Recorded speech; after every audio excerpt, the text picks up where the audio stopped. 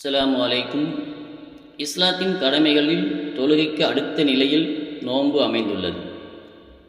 ஆண்டுதோறும் முஸ்லிம் சமுதாயம் இந்த கடமையை நிறைவேற்றி வந்தாலும் பலர் நோன்பின் சட்டங்களை முழுமையாக அறியாதவர்களாகவே உள்ளதை நாம் காண்கிறோம். நோன்பை முறிக்கும் காரியங்களை செய்துவிட்டு நோன்பாளிகளாக தங்களை பற்றி நினைத்து கொள்பவர்களும் இருக்கிறார்கள். நோன்பை முறிக்காத காரியங்களை நோன்பை முறிக்கும் காரியங்கள் என்று நினைத்து தங்களை தாங்களே சிரமப்படுத்தி கொள்பவர்களும் இருக்கிறார்கள். நோன்பை குறித்து பலவிதமான மூட நம்பிக்கைகளும் சமுதாயத்தில் உள்ளது. எனவே நோன்பை பற்றி தெளிவான விளக்கத்தை அளிக்கும் நோக்கத்தில் நோன்பின் சட்டங்கள் என்ற தலைப்பில் இந்த நூல் வெளியிடப்படுகிறது. நோன்பு நோற்பது என்பது கட்டாய கடமை. புனித ரமலான் மாதத்தில் நோன்பு நோற்பது சக்தி பெற்ற அனைத்து முஸ்லிம்கள் மீதும் கட்டாய கடமையாகும். இதை திருக்குர்ஆன் தெளிவாக பிரகடனம் செய்கிறது. நம்பிக்கை கொண்டோரே, நீங்கள் இறைவனை அஞ்சுவதற்காக உங்களுக்கு முன் சென்றோர் மீது கடமையாக்கப்பட்டது போல் உங்களுக்கும் குறிப்பிட்ட நாட்களில் நோன்பு கடமையாக்கப்பட்டுள்ளது. 2வது அத்தியாயம் 183வது வசனம். அதே 185வது வசனத்தில் இந்த குர்ஆன் ரமலான் மாதத்தில்தான் அருளப்பட்டது. அது மனிதர்களுக்கு நேர்வழி காட்டும், நேர்வழியை தெளிவாக கூறும், பொய்யை விட்டும் உண்மையை பிரித்து காட்டும். உங்களில் அம்மாதத்தை அடைபவர் அதில் நோன்பு நோற்கட்டும்.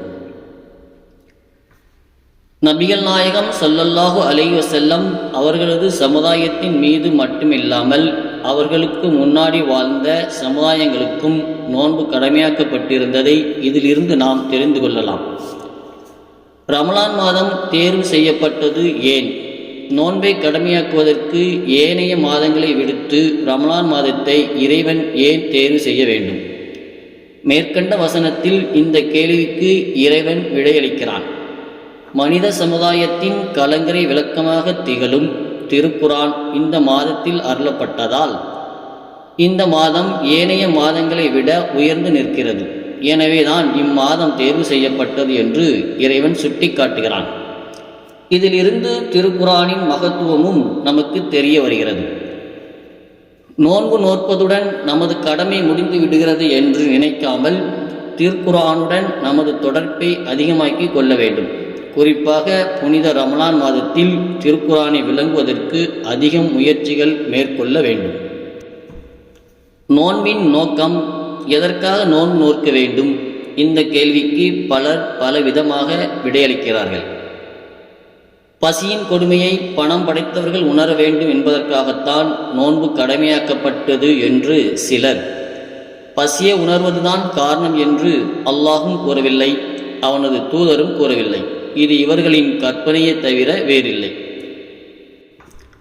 பசியை உணர்வதுதான் காரணம் என்றால் செல்வந்தர்களுக்கு மட்டும் நோன்பு கடமையாக்கப்பட்டிருக்க வேண்டும்.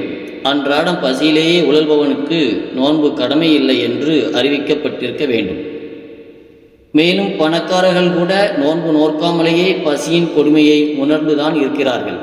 பசியை உணர்வதால் தான் சாப்பிடுகிறார்கள். நெருப்பு சுடும் என்பதை எப்படி சர்வசாதாரணமாக நாம் உணர்கிறோமோ அது போலவே மனிதர்கள் மட்டுமின்றி எல்லா உயிரினங்களும் பசியை உணர்ந்திருக்கின்றன. எனவே பசியை உணர்வதற்காக நோன்பு கடமையாக்கப்பட்டதாக கூறுவது முற்றிலும் தவறாகும்.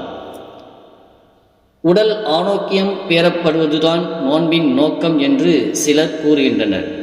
நோன்பு நோற்பதால் உடல் ஆரோக்கியம் பேணப்படும் என்று அல்லாஹும் கூறவில்லை, அவனது தூதரும் கூறவில்லை.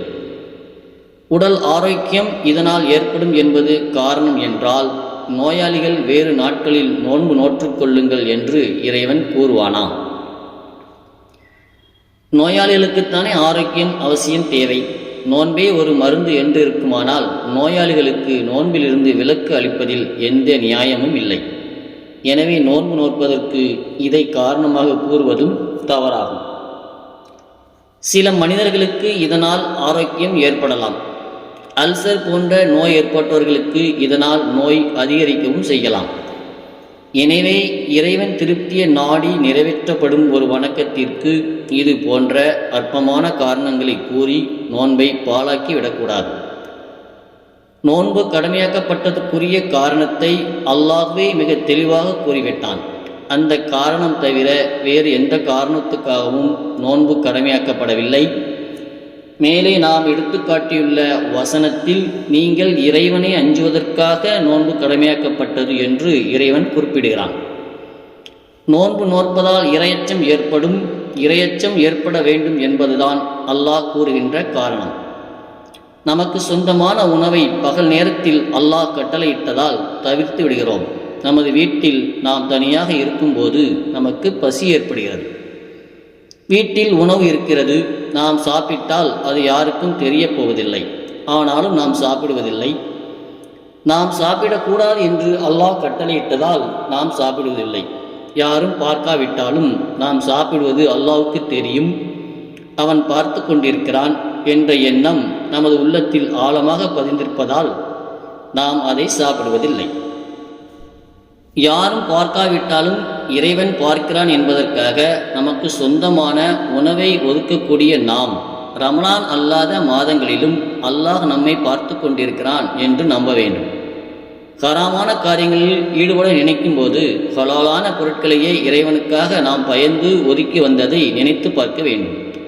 இந்த ஆன்மீக பயிற்சி தான் நோன்பு கடமையாக்கப்பட்டதற்கான ஒரே காரணம். இதை நபிகள் நாயகம் ஸல்லல்லாஹு அலைஹி வஸல்லம் அவர்களும் விளக்கியுள்ளார்கள். யார் பொய்யான பேச்சுக்களையும் பொய்யான நடவடிக்கைகளையும் விடவில்லையோ அவர் பசித்திருப்பதோ தாகித்திருப்பதோ அல்லாஹ்வுக்கு தேவையில்லை என்று நபிகள் நாயகம் ஸல்லல்லாஹு அலைஹி வஸல்லம் அவர்கள் கூறினார்கள். இது புகாரில 1903ஆகவும் 6057ஆகவும் பதிவு செய்யப்பட்டுள்ளது. பசித்திருப்பது நோன்பின் நோக்கமல்ல என்பதும் இங்கே விளக்கப்படுகிறது. நோன்பின் மூலம் எடுக்கப்படும் பயிற்சி நம்மிடம் எத்தகைய மாற்றத்தை ஏற்படுத்த வேண்டும் என்பதும் இங்கே விளக்கப்படுகிறது. நோன்பின் மூலம் பெற்ற பயிற்சி பொய் சொல்வதில் இருந்தும் தீய நடவடிக்கையில் இருந்தும் தடுக்கவில்லை என்றால் அது நோன்பு அல்ல என்று நபிகள் நாயகம் ஸல்லல்லாஹு அலைஹி வஸல்லம் அவர்கள் எச்சரிப்பதை கவனத்தில் கொள்ள வேண்டும்.